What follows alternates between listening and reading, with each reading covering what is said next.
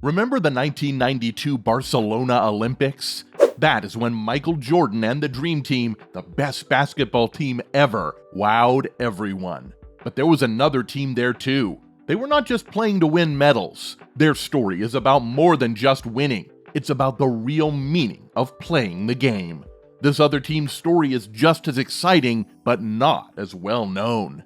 Now, before we begin, welcome to Tales of Titans, the place where business and history come to life. So, let's get into the story of the amazing Lithuanian basketball team of 1992. Lithuania's basketball story is rich with triumph and resilience. This small Baltic nation, with a deep-seated passion for the sport, clinched the European Basketball Championship in 1937 and 1939. Frank Lubin, hailed as the grandfather of Lithuanian basketball, was a UCLA star who led Lithuania to glory just before World War II erupted. But the tides of history turned dramatically. As World War II drew to a close, Russian tanks invaded Lithuania, absorbing this proud nation of 3 million into the vast expanse of the USSR. Despite this upheaval, basketball remained the nation's beloved sport. However, the game took on a different shade. Lithuanian talent now contributed to Soviet glory, their national identity eclipsed but not extinguished. This backdrop sets the stage for a story of a nation striving to reclaim its basketball legacy under its own flag. In the wake of Lithuania's regained independence in 1990, the nation was eager to reclaim its basketball heritage. Key players from the 1988 Soviet squad, like Sabonis, Marciolinis, Šomisias, and Kurtianaitis, were keen to represent their homeland. The Lithuanian National Olympic Committee and Basketball Federation were revitalized, marking a definitive break from Soviet competitions. In a bold move, Sabonis and Marciolinis turned down an invitation to play for the Soviet Union at the 1990 Goodwill Games. Now, by 1991, Lithuania's Olympic dreams were reignited when the International Olympic Committee welcomed the country back. In a significant moment at the FIBA Congress in Springfield, Massachusetts, FIBA President George E. Killian recognized Lithuania as a full member, opening the doors for its participation in global basketball events. This pivotal moment set the stage for an ambitious quest, led by Sabonis and his agent, who scoured Europe and North America for Lithuanian-born or descended players, weaving a network of faxes and phone calls to assemble a team not just to compete, but to symbolize a nation reborn on the international stage. But Lithuania's journey back to international basketball wasn't just a battle on the court, it was a financial struggle too. With the country grappling with economic challenges, the Lithuanian Basketball Federation couldn't rely on state support. The dream of playing internationally seemed distant.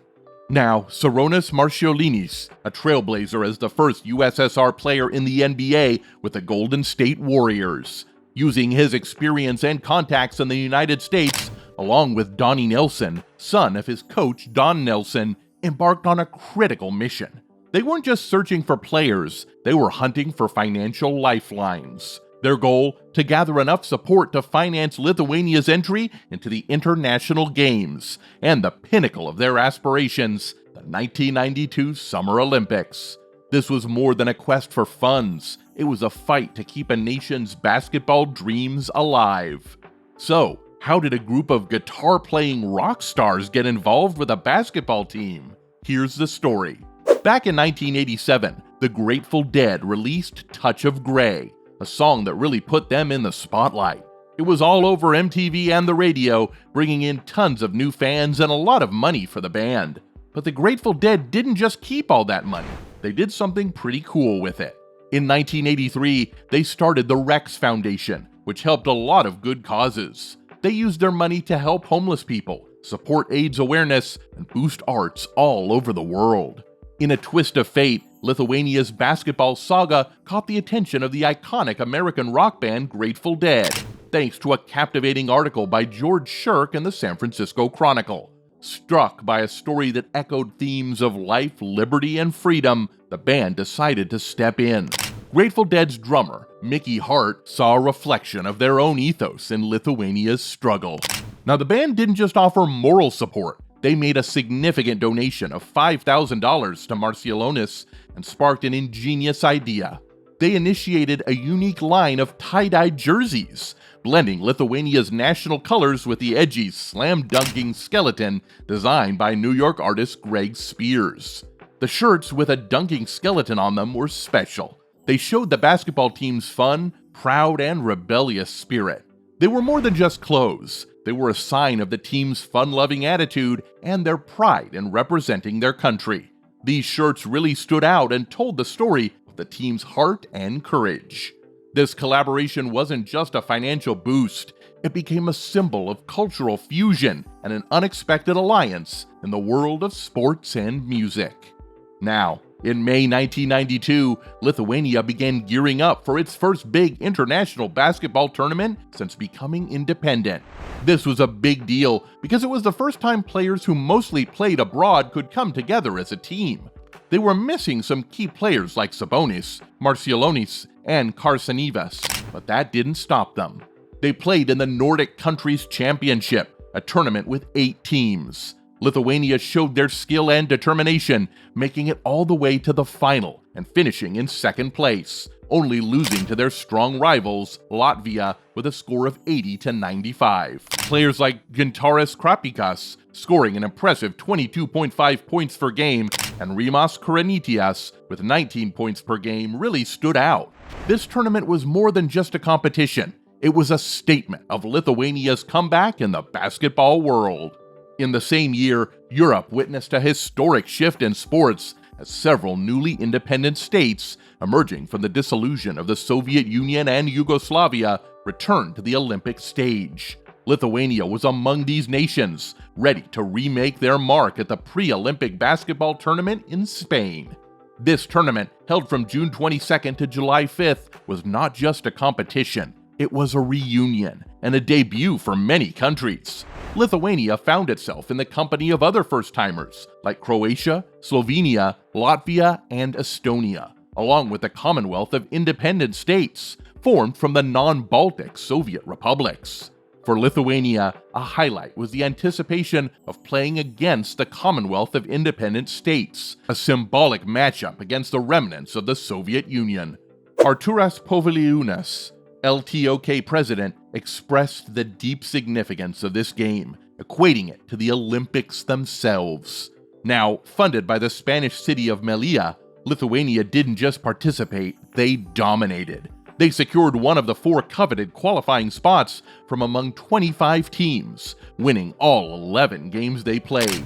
This achievement was a powerful statement of Lithuania's resurgence and determination on the international basketball scene. Lithuania's Olympic basketball campaign began with a commanding 112-75 win over China, highlighted by Rimas Kurtinias' 31 points. Next, they faced a close battle with Venezuela, leaning on Marciulionis, 27 points, and Sabonis, 24 points, to secure an 87-79 victory.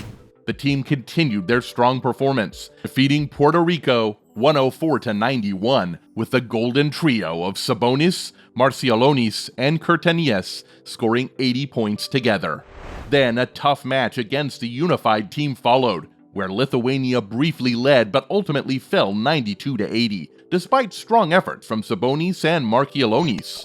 The critical game against Australia saw Lithuania trailing at halftime, but rallying in the second half to win 98-87, ensuring their advance to the playoffs in second place. This journey was a remarkable display of Lithuania's resilience and skill on the international basketball stage. Facing a formidable Brazilian team in the quarterfinals, Lithuania's coaching staff strategically played only their most reliable players. Despite trailing at halftime, Lithuania surged ahead in the final 5 minutes, turning an 87-83 lead into a decisive 114-96 victory. Sabonis was monumental, playing the entire 40 minutes and scoring 32 points, complemented by Marciulionis' 29 and Kurtinias' 20. Now came the semi-final game against the legendary Dream Team from the USA. an ensemble of NBA greats including Michael Jordan. The Dream Team's overwhelming strength handed Lithuania their biggest loss ever at 127-76. Despite the score, American players like Larry Bird and Magic Johnson acknowledged Lithuania's threat, ramping up their intensity and response. Following this defeat, Lithuania's coaches focused on resting key players, preparing for the crucial bronze medal game. Later on in the bronze medal game, Lithuania faced off against a unified team, with each team holding a prior victory. The stakes were high and the mood was intense. Head coach Vladas Garastas rallied his team with a stirring reminder: "Men, you're playing for the people of Lithuania. Forget about your personal ambitions. People are watching you, losing sleep over you." This sentiment captured the nation's collective anticipation and hope. In a nail-biting match, Lithuania held the lead throughout, ultimately clinching an 82-78 victory. This triumph was more than a medal. It symbolized the resilience and pride of a small, newly independent country, overcoming the legacy of its past and claiming a spot on the global stage. At the award ceremony, the Lithuanian team proudly wore their unique skeleton jerseys, symbolizing national pride and gratitude towards Greg Spears and the Grateful Dead for their support. This moment transcended the mere act of receiving the bronze medal. It was a celebration of their country's resurgence and spirit. Capturing the essence of their achievement, Arvydas Sabonis poignantly remarked, "The medal in Seoul was gold, but this bronze is our soul." Lithuania's impressive tournament performance, averaging 94 points per game, reflected their remarkable journey and resilience on the world stage. Now, 2 decades later, Lithuania, a small independent Baltic nation of over 3.5 million, still cherishes basketball at its heart. The legacy of the 1992 team remains a source of national pride. In 1992, basketball was more than a game for Lithuania. It unified the nation, inspired hope, and symbolized lasting freedom. And there you have it, a glimpse into the story of the inspiring Lithuanian bronze-winning team of 1992. What do you think? Let us know in the comments. Be sure to leave a like and subscribe for more amazing content. And as always, I'll see you in the next one. Peace.